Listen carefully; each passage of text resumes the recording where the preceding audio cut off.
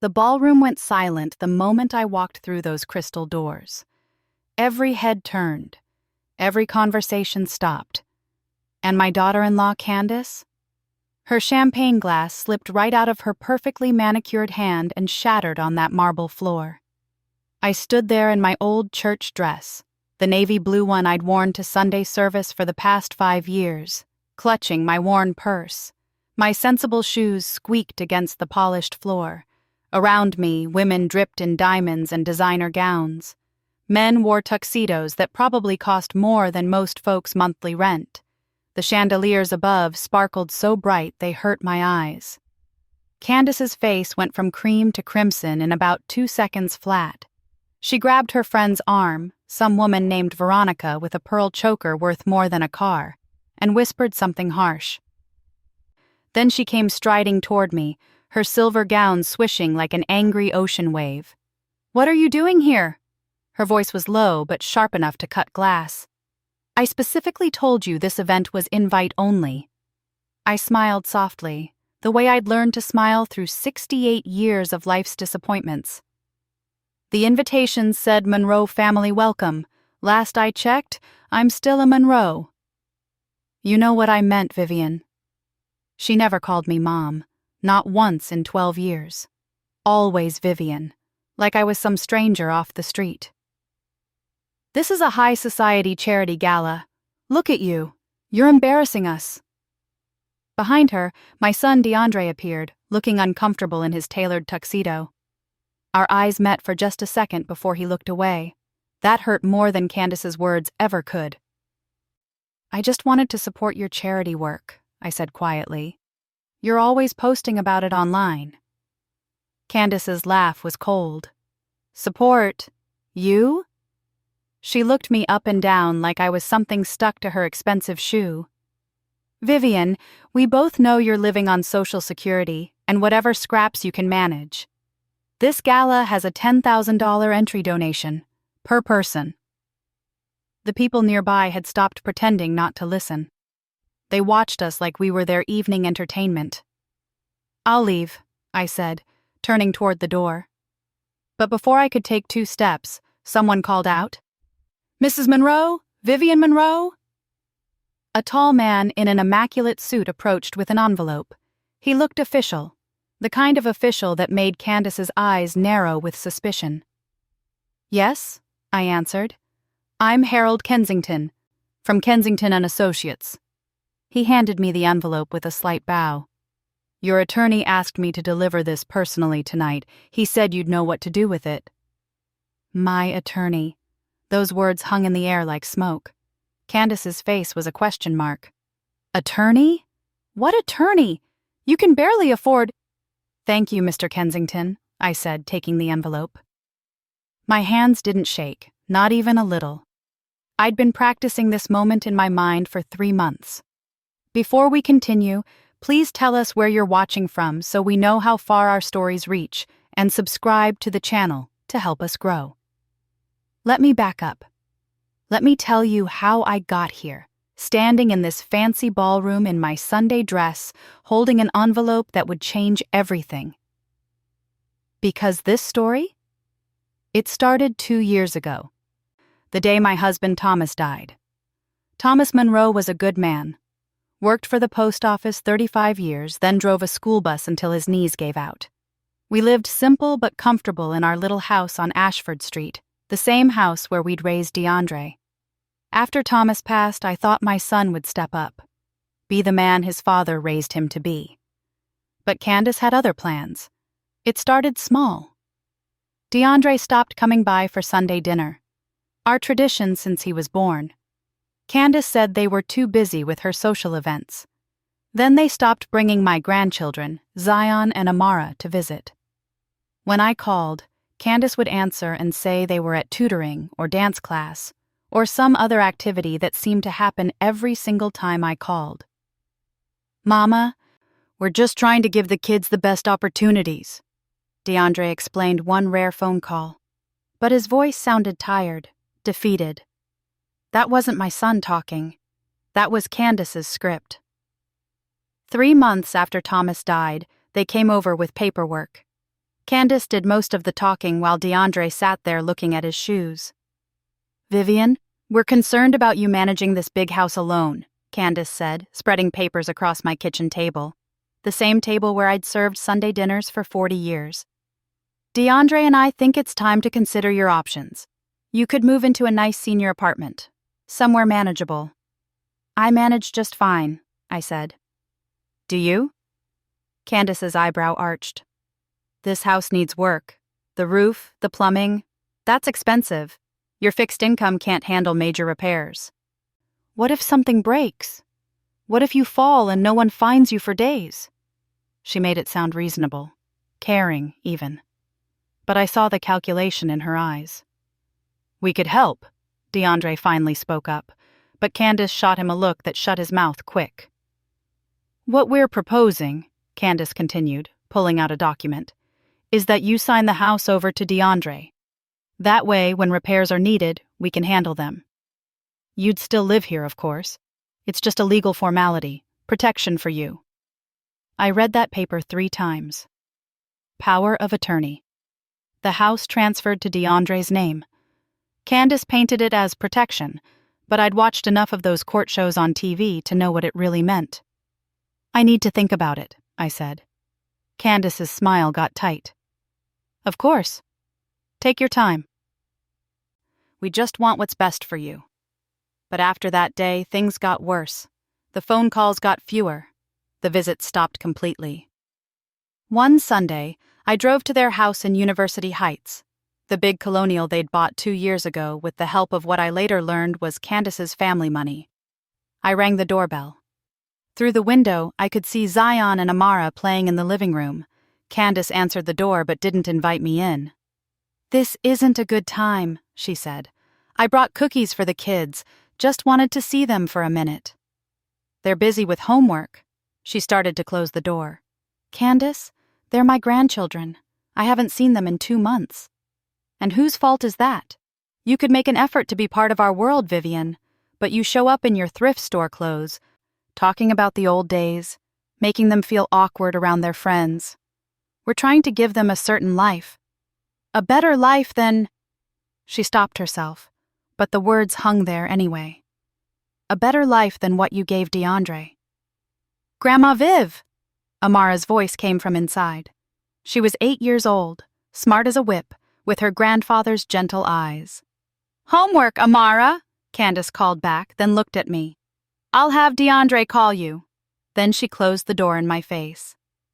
I stood there on that porch for a full minute, holding a Tupperware of snickerdoodles, feeling smaller than I'd ever felt in my life. That night, I called my cousin Geneva. She was the only family I had left besides DeAndre. Geneva had always been sharp, street smart. She'd raised 3 kids on her own after her husband left and built herself a successful catering business. "Let me tell you something about women like Candace," Geneva said after I told her everything. "She's not finished with you yet. She wants that house, and she won't stop until she gets it." "But DeAndre wouldn't—" "Baby, DeAndre's so whipped he can't see straight. That woman's got him convinced the sun rises and sets at her command. You need to protect yourself." "How? I'm just nothing," Geneva cut me off. "You listen to me. Your Thomas was a smart man. He left you that house free and clear. That property's in a good neighborhood, probably worth $600,000–700,000 by now. You think Candace doesn't know that? She's not trying to help you, Vivian. She's trying to take what's yours." The number shocked me. $700,000? Our little 3-bedroom house? "Geneva, I don't have money for lawyers or—" "You got money you don't even know about. Thomas had that life insurance policy from the post office. I remember him talking about it at the reunion. Plus, his pension had death benefits. When's the last time you looked at your bank statements? Actually looked?" She was right. I'd been so lost in grief, so overwhelmed with just getting through each day that I'd barely paid attention. Thomas handled the finances. I just knew we had enough. That week, I made an appointment at the bank.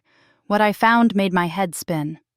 Thomas's life insurance, $450,000. It had been deposited 6 months ago.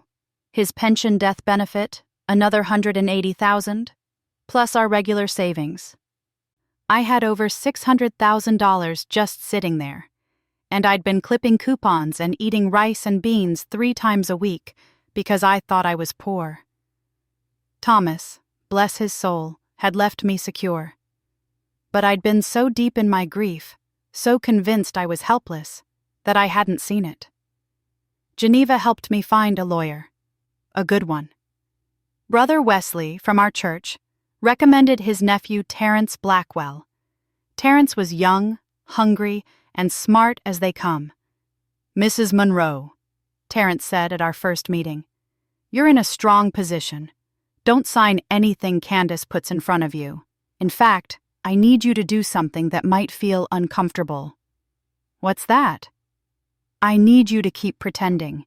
Keep letting them think you're struggling. Keep being invisible. Because right now, you have something they don't, the element of surprise." Over the next year, I played the role. When DeAndre called, rare as that was, I'd mention how I was managing on my small fixed income. When Candace posted photos of their fancy vacations and charity events on social media, I'd like them from my old flip phone, the grateful poor grandmother blessed to see her family thriving. And I watched, learned. Terrence helped me understand who Candace really was. She came from money, old money that her family lost in bad investments when she was in college. She'd spent her whole adult life trying to climb back to where she thought she belonged. DeAndre was her ticket. He had a good job as a pharmaceutical sales rep, made decent money, and most importantly, he was malleable. She shaped him into her perfect accessory husband. But decent wasn't enough for Candace. She needed more. She started her charity foundation, fancy parties where rich people paid to feel good about themselves while Candace networked and climbed the social ladder. My house, if she could get it, would be another asset. Sell it, use the money to fund her lifestyle, maybe buy a bigger house in an even better neighborhood. Meanwhile, I couldn't see my grandchildren. Zion was 11 now, Amara was 9. I'd missed birthdays, school plays, everything. Once, I saw them at the grocery store with their nanny. Zion ran up to hug me. "Grandma Viv, we miss you." The nanny pulled him back. "I'm sorry, Mrs. Monroe, but Mrs. Candace said—" "Said what?" I asked, my voice breaking. "That I can't talk to my own grandchildren in public?" "I'm just following instructions." "Please don't make this harder." The nanny looked genuinely sorry as she ushered the kids away. Amara looked back at me, tears in her eyes. That image haunted me for weeks. But I kept playing weak, kept playing poor, kept playing the role of the grandmother who'd been put in her place. And I waited, because Terrence had a plan. "She's going to push too far," he predicted. "Women like Candace always do. They get confident, careless. When she does, we'll be ready." He was right. Last month, I got a certified letter. Legal papers. Candace was suing me for grandparents' rights violation, claiming I was an unfit influence who'd abandoned my grandchildren. The audacity made me laugh until I cried. She was taking me to court, claiming I'd abandoned them, when she was the one who'd blocked me out. But Terrence smiled when he read those papers. "This is it. This is what we needed. She's overplayed her hand." Then came the invitation to Candace's big charity gala, the annual event she'd been planning for months, posting about on social media every day. "Monroe family welcome," it said at the bottom. She wanted me there. Wanted me to show up in my shabby clothes, prove to all her society friends how pathetic DeAndre's mother was. She wanted to humiliate me in front of 200 of the city's elite. Terrence called it a gift. "This is our stage, Mrs. Monroe. This is where we change everything." So I planned. I prepared. I bought the envelope that Harold Kensington would hand me tonight. And I came to this gala in my old church dress, ready to play the final act. Now I stood in that ballroom, envelope in hand. While Candace's face shifted from confusion to anger to something that looked almost like fear. "What is that?" she demanded, pointing at the envelope. Just some papers, I said softly. Nothing for you to worry about. Vivian, I swear if you're trying to what? For the first time in 2 years, I didn't smile soft. I didn't look down. I met her eyes straight on. Trying to exist? Trying to see my grandchildren? Trying to keep my own home? People were definitely watching now. Phones were coming out. Candace's perfect evening was crumbling. DeAndre stepped forward. Mama, maybe we should talk about this outside. No. The word came out stronger than I'd spoken in 2 years. I'm tired of outside. I'm tired of being hidden away because I don't fit into Candace's perfect picture. I'm tired of... The envelope in my hand felt heavy, powerful. Inside were documents that would change everything. Court papers, financial statements, evidence of everything Terrence and I had compiled. But before I could open it, the ballroom doors burst open. 2 police officers walked in, their radios crackling. Behind them came a woman in a sharp suit carrying a briefcase. Candace Monroe? The woman called out. I'm Detective Rita Chen, Financial Crimes Division. We need to talk about your charity foundation's tax filings. The entire ballroom seemed to inhale at once. Candace's face went from red to white in a heartbeat. DeAndre looked confused. And me? I finally let myself smile. A real smile. Because Terrence had warned me about tonight, but he'd kept one detail secret. Trust me, Mrs. Monroe, he'd said. When you walk into that ballroom, you won't be walking in alone. Turns out, while I'd been investigating Candace, so had someone else. The charity foundation she was so proud of, it had problems. Big problems. The kind that made the IRS and the state attorney general's office very interested. As the detective started talking to an increasingly panicked Candace, I caught my son's eye. For the first time in 2 years, I saw recognition there. Understanding. Maybe even the beginning of shame. Mama? His voice cracked, sounding like the boy he used to be. What's happening? I opened my mouth to answer, but before I could speak, Candace let out a sound, half scream, half sob, and everything went sideways. Candace's scream cut through the ballroom like a siren. She stumbled backward in her silver gown, her hand clutching her throat like she couldn't breathe. Every eye in that room locked onto her, watching her perfect mask crack and crumble. This is a mistake, she gasped, looking at the detective. I don't know what you're talking about. My foundation is legitimate. We help children, Ma'am, we're not here to debate this in public, Detective Chen said calmly, but her voice carried authority that made even the wealthiest people in that room straighten up. We can discuss this privately, or we can do it here. Your choice. DeAndre grabbed Candace's arm. What is she talking about? What tax filings? Candace jerked away from him, her eyes wild. For a second she looked at me, and I saw it. Pure hatred, mixed with something I'd never seen in her before. Fear. This is your doing, she hissed at me. You bitter, jealous old woman. You couldn't stand to see us happy, successful.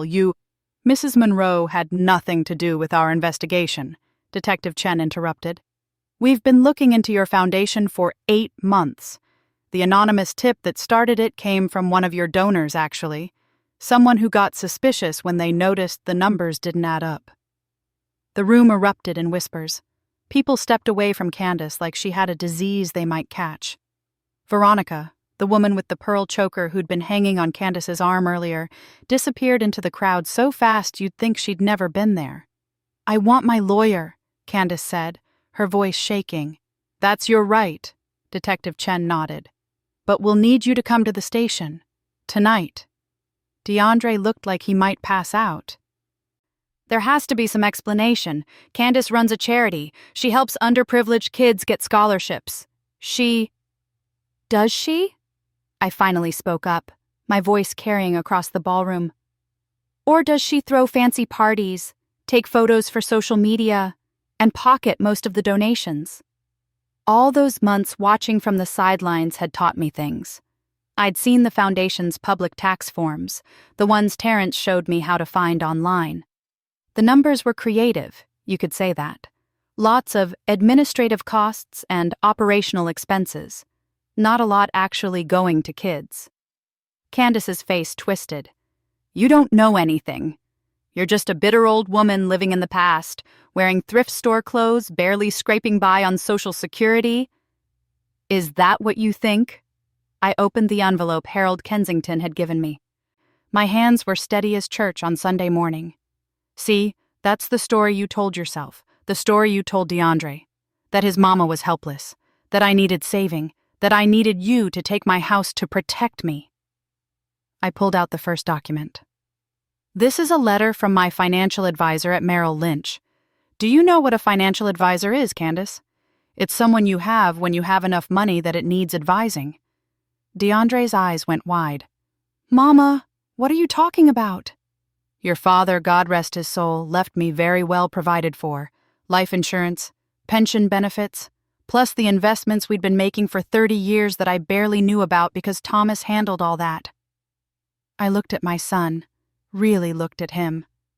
I have over $600,000 in assets, baby, not counting the house, which is worth another $700,000 in this market.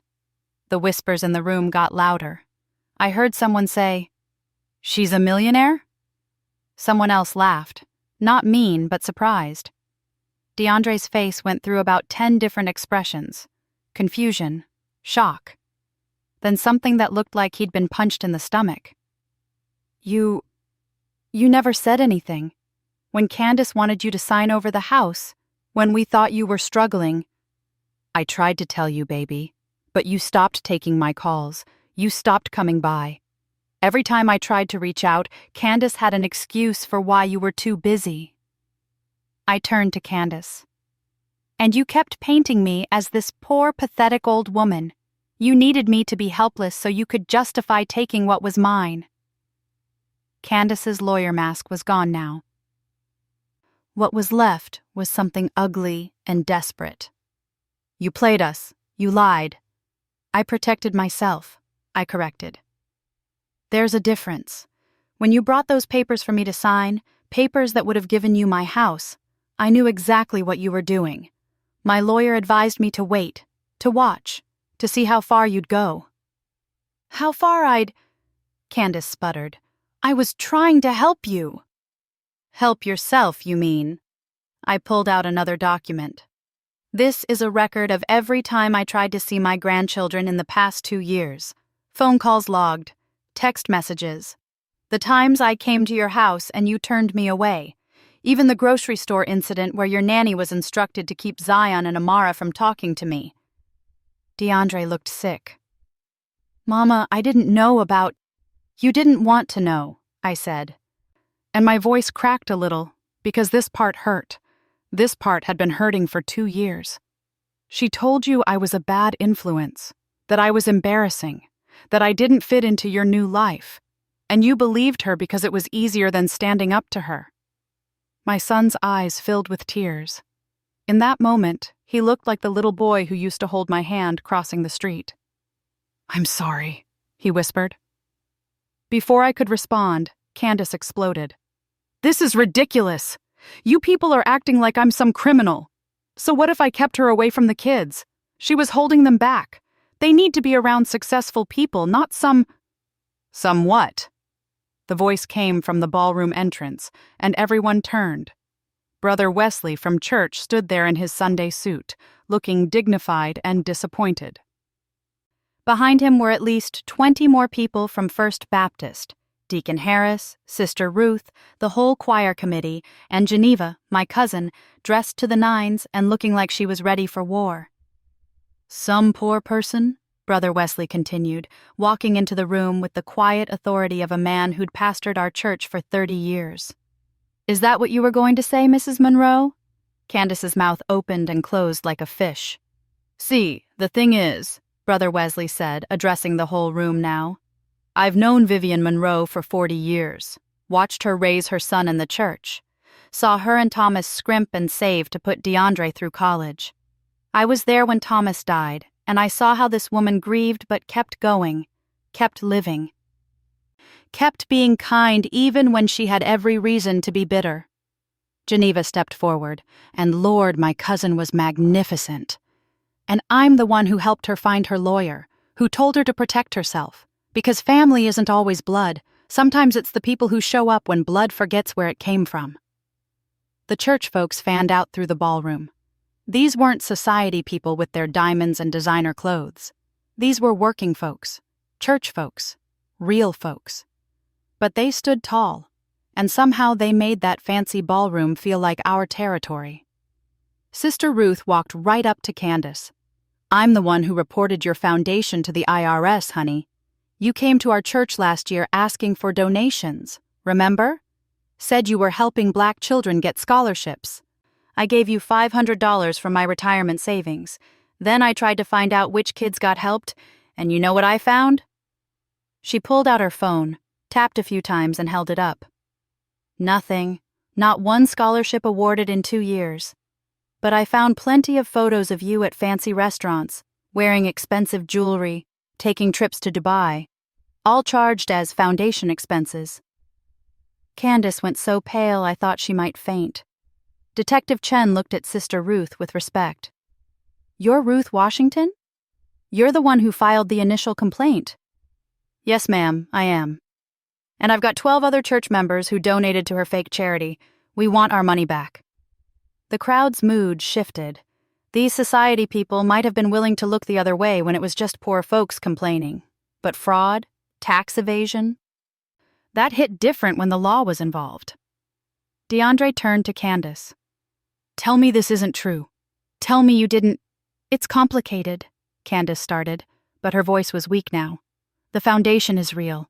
We just had some accounting issues. It'll all get sorted out." "Accounting issues?" Detective Chen raised an eyebrow. "Mrs. Monroe, you took in over $800,000 in donations over 2 years. You distributed less than $50,000 in actual scholarships.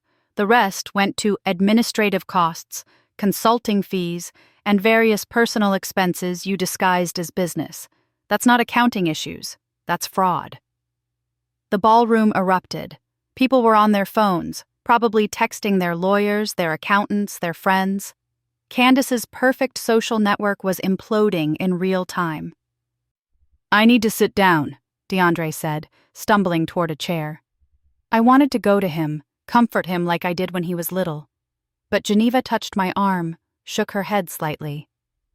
"Let him feel this," she whispered. "He needs to understand what he chose."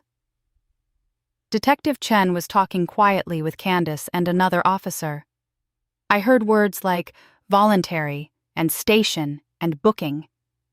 That's when the doors opened again, and my heart stopped. Zion and Amara walked in with an older Black woman I'd never seen before. She was dressed professionally, carrying a briefcase. The kids looked scared, confused. When Amara saw me, she broke free and ran. "Grandma Viv!" I caught her in my arms, and Lord, it felt like breathing after being underwater too long. She was bigger now, taller, but she still smelled like the baby lotion I used to rub on her skin when she was tiny. Zion came next, more reserved because he was 11 and trying to be a man, but he hugged me tight.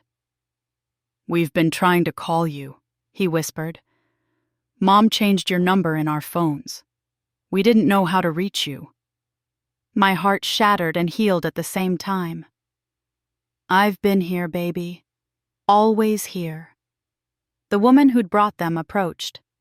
"Mrs. Monroe, I'm Angela Foster from Child Protective Services. We need to talk about these children." DeAndre jumped up. "Child Protective Services? What are you talking about? Those are my kids." "Yes, sir, and right now their mother is being investigated for financial crimes that could result in jail time. Their father, you, is listed as co-founder of the charity in question, which means you're also under investigation.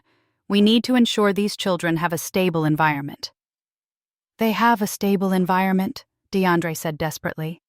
"We have a house, money, everything they need. A house you can't afford without your wife's income, which is derived from fraudulent sources. Ms. Foster said, not unkindly but firmly. Mr. Monroe, I've reviewed your financials.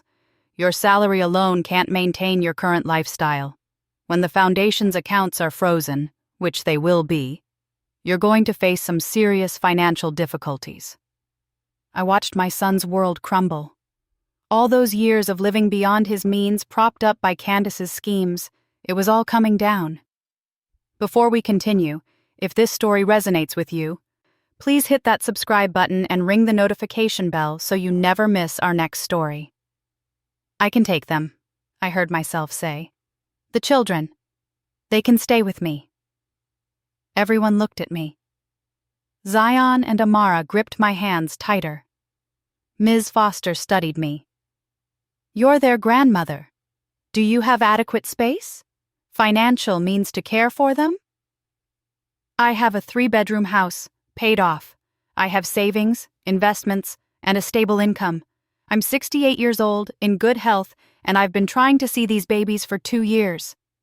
My voice got stronger. I can provide for them better than anyone in this room. She can, Brother Wesley spoke up.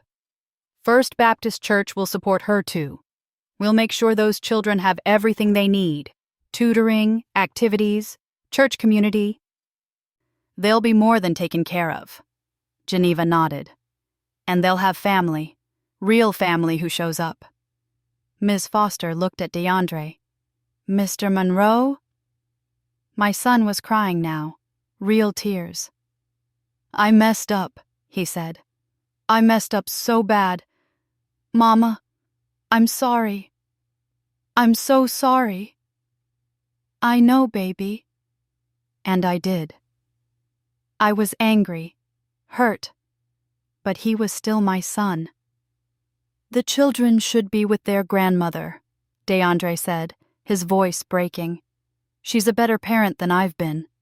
Ms. Foster nodded. This is temporary, you understand. We'll need to do a home inspection, background checks, the works. But for tonight, the children can go with Mrs. Monroe if she's willing. I'm willing, I said immediately. Candace had been silent during all this, but now she found her voice. You can't take my children. I'm their mother. I have rights. You have the right to remain silent, Detective Chen said, pulling out handcuffs. Candace Monroe, you're under arrest for wire fraud, tax evasion, and charitable fraud. You have the right to an attorney. The rest faded as I watched those handcuffs click onto Candace's wrists. Her perfect life, her perfect image, all of it gone in one night. She looked at me as they led her away, and for just a second, I almost felt sorry for her. Almost. This is your fault, she hissed. You orchestrated this whole thing. I protected myself and my grandchildren, I said calmly. That's all I did. The rest? That was all you. They led her out through the ballroom doors. The society people she'd tried so hard to impress watched her go in handcuffs. Flash, flash, flash. Phone cameras capturing every moment. By tomorrow, this would be all over social media.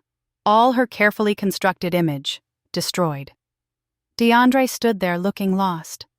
Geneva walked up to him.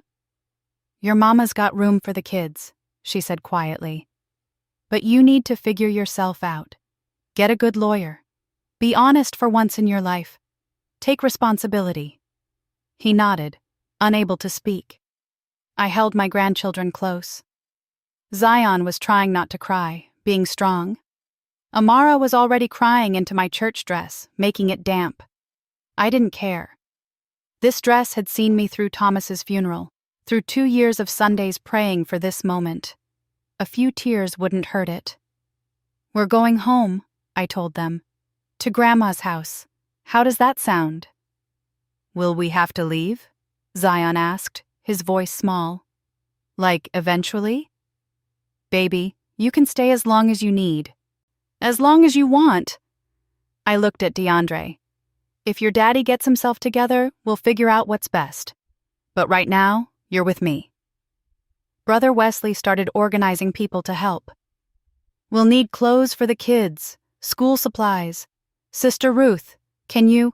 Already on it, Pastor, Ruth said, phone to her ear. This is what community does. This is what church folks do. They show up. They help. They don't just post prayers on social media. They actually pray. And then they act. Ms. Foster handed me her card. I'll be in touch tomorrow about the home inspection. Keep your phone on. Yes, ma'am. As the church folks surrounded us, protecting us, helping us, I caught my reflection in one of those big fancy mirrors on the wall. I still looked like myself. Old church dress, sensible shoes, worn purse. But I stood different now. Straighter. Stronger. I wasn't the helpless widow Candace had tried to make me. I was Vivian Monroe, Thomas's wife, DeAndre's mother, Zion and Amara's grandmother. Millionaire or not, money didn't define me, but neither did poverty. I was just me, and that was enough. We started toward the exit, our church family forming a protective circle around us. That's when I heard the commotion behind us. DeAndre was on his phone, his voice rising. What do you mean the accounts are frozen? All of them. But I have bills due, the mortgage. Someone, probably his bank, or maybe his lawyer, was giving him bad news. He lowered the phone, his face ashen. They've frozen everything. Every account connected to the foundation. Mama, He looked at me desperately. I don't have any money. The house payment is due in 3 days. The cars, the credit cards, everything was tied to the foundation accounts. I don't have anything. For 2 years, he'd let Candace push me aside. For 2 years, he'd believed I was the struggling one, the one who needed help. Now here he stood, truly broke, truly lost, and I had a choice to make. Geneva squeezed my hand. Don't you dare, she whispered. He made his bed. But he was my son, my baby boy, even if he'd forgotten who raised him. Before I could decide what to say, my phone rang. I didn't recognize the number, but something made me answer. Mrs. Monroe? This is Patricia Whitmore from Channel 7 News. We're doing a story on the charity fraud scandal at tonight's gala. We'd love to interview you. We understand you're the mother-in-law of the accused, and there are some interesting financial details we'd like to discuss about how you were targeted for exploitation. Would you be willing to talk? Everyone was watching me. DeAndre, the kids, Geneva, the church folks, even some of the society people who were still lingering to see how this drama would end. Yes, I said into the phone, my voice clear. I'll talk. I think people need to hear this story. All of it. Because this wasn't just about me and Candace. It was about every older person who'd been told they were helpless, every grandmother kept from her grandchildren, every family torn apart by greed and manipulation. I had a platform now. Money, sure. But more importantly, I had truth on my side, and I was going to use it. As we walked out of that ballroom, Amara on one side, Zion on the other, my church family surrounding us, I heard someone in the crowd say, "Did you see that old lady? Came in here looking broke and walked out a millionaire. That's some movie stuff right there." But it wasn't movie stuff. It was real life. My life. And I was just getting started. We stepped out into the cool night air. Camera flashes went off. The news crews had already gathered. Behind us, I could hear DeAndre trying to follow, calling my name. Tomorrow would bring challenges. The CPS home inspection, the news interview, helping my grandchildren adjust, figuring out what to do about my son. But tonight I had my babies back. And I had my dignity, my truth, my strength. Geneva's phone buzzed. She looked at it and her eyes went wide. "Vivian, you need to see this." She turned the screen toward me. It was a text from Terrence, my lawyer. "Just got word. DeAndre is named as co-conspirator in the foundation fraud. DA wants to talk to him tomorrow. He's in serious trouble. Might be facing charges himself. My son, my only child, might go to jail. And somehow, I was the only one left standing with the power to help him. Or not. I didn't sleep that night. How could I? Zion and Amara were in my guest rooms, Thomas's old office that I'd converted, and the sewing room I hadn't touched in 2 years. They didn't have pajamas, toothbrushes, nothing. But Sister Ruth showed up at 11 p.m. with bags from Target, and by midnight, both kids were tucked in, wearing new pajamas, teeth brushed, bellies full of the leftover pot roast I'd made Sunday. I sat in my kitchen in my house that Candace had tried to take, drinking chamomile tea and staring at my phone. Terrence had texted 3 more times with updates. DeAndre was being questioned. The DA was building a case. Candace was in lockup, bail set at $200,000. And my son had called me 17 times. I hadn't answered. Not yet. I needed to think.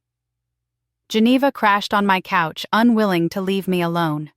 Around 2 a.m., she came into the kitchen, her silk scarf still perfectly tied despite everything. "You're not sleeping," she said. "Can't." She poured herself tea and sat across from me. "You know what you're going to do?" "About DeAndre?" "About all of it." I was quiet for a long time. Outside, the neighborhood was silent. This street where Thomas and I had raised our son, where we'd had block parties and church picnics and 4th of July barbecues, where neighbors still looked out for each other. Where I'd hidden myself away for 2 years, convinced I was powerless. "I'm going to tell the truth," I finally said. "All of it. In that interview tomorrow, about how Candace tried to manipulate me, how she kept me from my grandchildren, how she built her whole fake charity on other people's money and pain." "That's going to hurt DeAndre," Geneva said carefully. "The media will connect him to everything." "He connected himself." My voice was harder than I meant it to be. "He chose her over me. He let her push me out. He signed those foundation papers too. He was co-founder. Whether he knew what she was doing or not, he's responsible. But he's your son. And those are my grandchildren upstairs who haven't slept in a stable home in God knows how long, who were being raised to be ashamed of where they came from, who couldn't even talk to their own grandmother." I met Geneva's eyes. "He's my son, and I love him, but love doesn't mean protecting someone from the consequences of their choices." Geneva nodded slowly. "Aunt Clara would be proud of you. You sound just like her." Aunt Clara had been our grandmother, the matriarch who'd raised half the family during the Depression.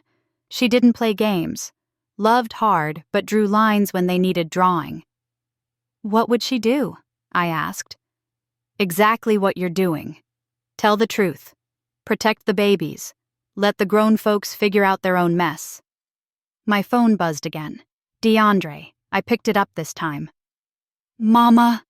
His voice was wrecked, hoarse from crying probably. "Mama, please. I need help.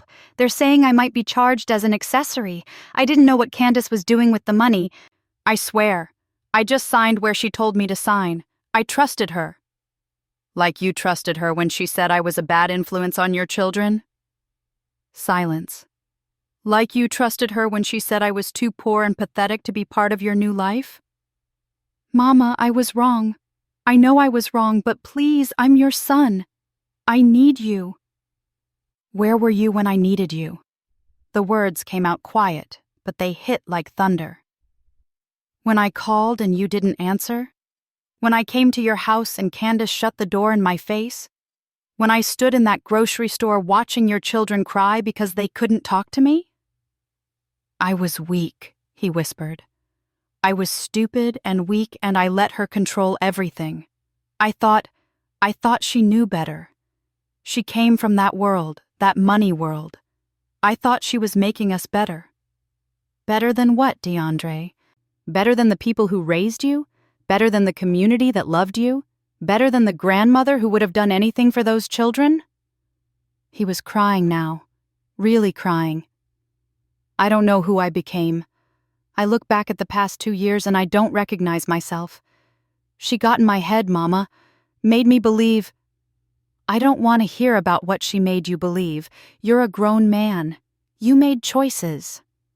I took a breath. But you're also my son. So here's what I'm going to do. I'm going to get you a lawyer. A good one. Not to make this go away. It won't go away. But to make sure you're treated fairly. To help you tell your truth, whatever that is. Thank you. Thank you, Mama. I'm not finished. That lawyer will help you cooperate with the investigation. You're going to tell them everything you know about Candace's operation, every detail, every conversation, every document you signed. You're going to take responsibility for your part, and you're going to be honest for the first time in years. Okay. Yes, I will. And the kids are staying with me. Not temporarily. Not until this blows over. They're staying with me until, if you prove you can be the father they need. The father I raised you to be. More silence. Then, they're better off with you anyway. I can't even. The house is going into foreclosure, Mama. Everything Candace built was a lie. I don't even have a place for them to live. Then you figure it out. You find an apartment you can actually afford. You keep your job. You do the work to become someone your children can respect again. My voice softened just a little. I'm not cutting you off, baby. But I'm not saving you from yourself either. You're going to have to walk through this fire. And maybe on the other side, you'll remember who you are. I love you, Mama. I love you too. But love isn't enough. Not this time. Actions matter. Choices matter. You show me you've changed. Don't tell me. After we hung up, I sat there feeling older than 68, and somehow younger too. Stronger, more certain. Geneva reached across the table and squeezed my hand. That was good. That was right. Doesn't feel good. The right thing usually doesn't.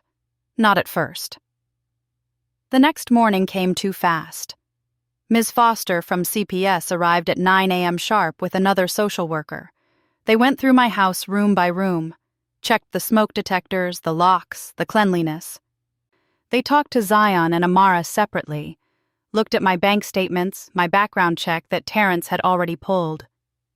Mrs. Monroe, Ms. Foster said after 2 hours, I'm going to recommend temporary custody be granted to you. The children are clearly comfortable here, you have adequate means and space, and frankly, they need stability right now. Amara hugged me so tight I thought my ribs might crack. Zion tried to act cool, but I saw his shoulders relax, saw the fear leave his eyes. There will be a hearing in 2 weeks, Ms. Foster continued. Both parents can attend, but given the charges against Mrs. Candace Monroe and the ongoing investigation into Mr. DeAndre Monroe, I don't expect any challenges to this arrangement. After they left, the house felt different, full again. Thomas would have loved this, his grandchildren here, filling up the rooms with noise and life. At noon, the doorbell rang. Brother Wesley, Sister Ruth, and half the church council stood on my porch with bags of groceries, school supplies, and enough casseroles to feed us for a month. We take care of our own, Brother Wesley said simply. By 1 p.m., Zion and Amara were registered at the neighborhood elementary and middle schools. By 2 p.m., they had dentist appointments scheduled. By 3 p.m., Geneva had taken them shopping for clothes that actually fit while I prepared for the news interview. Patricia Whitmore from Channel 7 arrived at 4 with a camera crew. She was younger than I expected, maybe 40, with kind eyes and a no-nonsense demeanor. Mrs. Monroe, I want you to know this isn't a gotcha interview, she said as they set up. This is your chance to tell your story. We've been investigating the foundation for weeks, and your situation, it represents something bigger. Elder financial abuse, family manipulation, the way society treats older people, especially older women. Especially older Black women, I added. Yes, exactly that. Before we continue, quick question. What would you do in this situation? Let us know in the comments, and don't forget to subscribe for more stories like this. The interview took an hour. I told everything. How Thomas died, how Candace tried to get me to sign over my house, how she isolated me from my grandchildren, How I'd discovered my actual financial situation and decided to protect myself. How I documented everything, waited, watched. Some people might say you were deceptive, Patricia said, that you should have just told them you had money. I was deceptive to someone trying to deceive me, I replied. When someone's trying to rob you, you don't hand them your wallet and say, "Here's my PIN number too." You protect yourself. That's what I did. I protected myself and my grandchildren. And now your daughter-in-law faces serious charges. How do you feel about that? I thought carefully. I feel sad that it came to this. Sad that greed made her hurt people, steal from people who trusted her. But I don't feel guilty. She made her choices. She built that foundation on lies. She took money from working people, church people, who gave from their hearts. And she used it to fund a lifestyle she couldn't afford honestly. That's on her, not me. What about your son? My son made mistakes, big ones. He let someone else's ambition blind him to what matters. But he's taking responsibility now. He's cooperating with investigators. He's going to face consequences, and that's appropriate. But I still love him. I'm still his mother. I'm just not going to enable him to avoid the results of his actions. And your grandchildren? I smiled for the first time in the interview. They're home, with me, where they should have been all along. The interview aired that night. Geneva, the kids, and I watched it in my living room. Their living room now, too.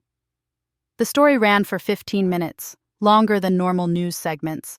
They included footage from the Gala, Candace being arrested, interviews with Sister Ruth and other donors who'd been scammed. But mostly, they focused on me. On my story. On the bigger picture of elder abuse, family manipulation, how society underestimates older people. My phone exploded. Text messages from people I hadn't heard from in years. Calls from other news stations. Friend requests on Facebook from strangers. Someone had already made a hashtag, #JusticeForVivian. But the most important message came from a number I didn't recognize. Mrs. Monroe, this is Jasmine Chen, producer for the Tamron Hall Show. We'd love to have you on next week to discuss your story. We think it's important and would reach a national audience. National television. Me, Vivian Monroe, who 3 days ago was just a widow in a church dress. I called Terrence. Is this real? Should I do this? Absolutely, he said. Your story is powerful, Mrs. Monroe. And the more public it is, the more pressure on the DA to take elder financial abuse seriously. Plus, it might help other people recognize the warning signs. You could help a lot of people. Over the next week, my life transformed into something I barely recognized. The Tamron Hall Show. Good Morning America wanted an interview. A publisher called about a book deal. 3 different lawyers contacted me about starting a foundation, a real one, to help elderly people fight financial exploitation. But through it all, I kept my focus on what mattered, Zion and Amara, getting them into therapy to process everything, helping them adjust to their new school, making sure they knew they were safe, loved, wanted. Zion started to smile again. Really smile, not the tight, fake smile he'd learned to wear at Candace's fancy events. Amara stopped having nightmares. They both started calling my house home. 2 weeks after the gala, we all went to court, the custody hearing. I wore my good Sunday suit. Not the old church dress, but not fancy either. Just me, respectable and ready. DeAndre was there with the lawyer I'd hired for him. He looked thinner, older, like he'd aged 5 years in 2 weeks. He was living in a 1-bedroom apartment now, working overtime to pay his bills, cooperating with the DA's investigation. Candace was there too, in an orange jumpsuit, flanked by guards. Her bail had been revoked after investigators found she'd tried to move money to offshore accounts. She looked at me with pure venom, but I just looked back calmly. She couldn't hurt me anymore. The judge, a black woman named Honorable Rita Lawson, who had to be at least 70, reviewed the case efficiently. Mr. Monroe, Do you contest your mother having primary custody of your children at this time? DeAndre stood. No, Your Honor. I think it's best for them. Mrs. Candace Monroe, do you contest? Candace's lawyer whispered to her. She looked like she wanted to fight, but finally shook her head. No, Your Honor. Judge Lawson looked at Zion and Amara. And you two? Do you want to live with your grandmother? Yes, ma'am, Zion said clearly. Yes, Your Honor, Amara added. The judge smiled, just a little. Mrs. Vivian Monroe, I'm granting you temporary custody for 6 months, at which point we'll review the situation. Mr. DeAndre Monroe, you'll have supervised visitation rights every other weekend, contingent on you maintaining stable employment and housing. Mrs. Candace Monroe, given your current legal situation, no visitation at this time. The gavel came down. Just like that, it was official. Outside the courtroom, DeAndre approached us carefully. Can I talk to them? Just for a minute? I nodded. He knelt down to their level. I'm sorry, he told his children. I'm sorry I wasn't the dad you needed. I'm sorry I let you down. But I'm going to do better. I promise. We know, Dad, Zion said quietly. We love you. We just needed you to remember you loved us too, Amara added. DeAndre broke down crying right there in the courthouse hallway. His children hugged him, and I stood back, letting them have that moment. He looked up at me over their heads. Thank you, Mama. For everything. For saving them. For saving me, even though I didn't deserve it. You're my son, I said simply. That doesn't mean I'll let you walk all over me. But it means I won't give up on you either. 3 months later, I sat on the Tamron Hall stage, telling my story to millions of people. The audience gave me a standing ovation. Tamron herself had tears in her eyes. You are such an inspiration, she said. You turned pain into power. I just told the truth, I replied. And I protected what was mine, my home, my grandchildren, my dignity. That's not inspiration. That's survival. But after the show, when I checked my phone, there were thousands of messages. From grandmothers who'd been similarly manipulated, from elderly people who'd signed over their homes to helpful family members, from people who recognized their own stories in mine. I thought about what Terrence had suggested. A foundation. A real one. Using my resources to help other elderly people protect themselves from financial exploitation. Legal aid, education, support. The Vivian Monroe Foundation for Elder Advocacy. It had a nice ring to it. 6 months after the gala, Candace was sentenced to 8 years in federal prison for fraud, tax evasion, and wire fraud. DeAndre pled guilty to lesser charges, conspiracy and failure to report, and got 3 years probation, community service, and had to pay restitution. He kept his job, kept his little apartment, kept showing up for his supervised visits. Slowly, carefully, he was rebuilding his relationship with his children. With me. I'm going back to church, he told me one Sunday. First Baptist, if they'll have me. They will, I assured him. That's what church folks do. We forgive, but we don't forget. We remember so we can help each other do better. 1 year after that night at the gala, I sat on my front porch with Geneva, watching Zion and Amara play basketball in the driveway. They were taller now, happier, settled. Zion made honor roll. Amara joined the church youth choir. They were thriving. You did good, cousin, Geneva said, sipping her lemonade. We did good, I corrected. Couldn't have done it without you, without the church, without community. That's the thing people like Candace never understand, Geneva said. They think money and status mean power, but real power is people, family, community, folks who show up not because of what you have, but because of who you are. My foundation had helped 32 elderly people in the past year, stopped 4 house sign-overs, connected people with lawyers, provided education on financial literacy and elder rights, It wasn't huge, but it was real. It mattered. DeAndre pulled up in his modest sedan. No more luxury cars, no more keeping up with the Joneses. He'd learned to live within his means. The kids ran to hug him, and he swung Amara around just like Thomas used to do with him. "Thanks for having me, Mama," he said, carrying bags of groceries inside. He was cooking dinner tonight, his way of contributing, of being present. "Always room at this table for family," I said. As the sun set over Ashford Street, I thought about that night at the Gala. Walking in wearing my old church dress. Watching Candace's face when she realized I wasn't the helpless widow she'd tried to make me. The moment everything changed. People asked me if I regretted playing that role, pretending to be struggling. But I didn't see it as pretending.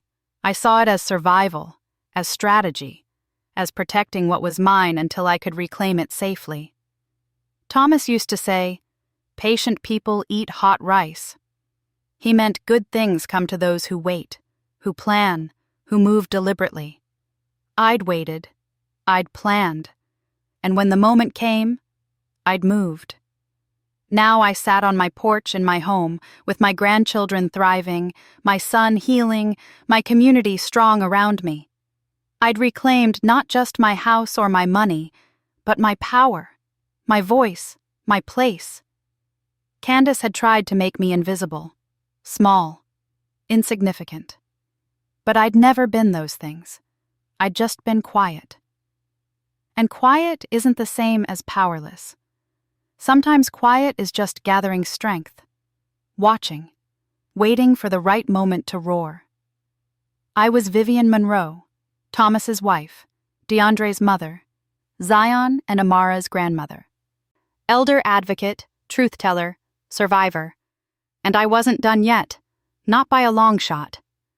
Amara called from the yard, "Grandma Viv, come play with us." I set down my lemonade and walked into the yard, into the evening sun, into the life I'd fought for and won. Behind me, Geneva laughed. Inside, DeAndre sang along to old gospel music while he cooked. Around me, my grandchildren played. This was my victory, not the money, not the revenge, not even the justice, though that mattered too. This, right here, my family, my home, my peace. This was what I'd fought for, and it was worth every hard moment, every tear, every sleepless night. I was home. We all were. Finally. Thank you for staying with us through this journey. Please subscribe for more stories and drop a comment. We read every single one.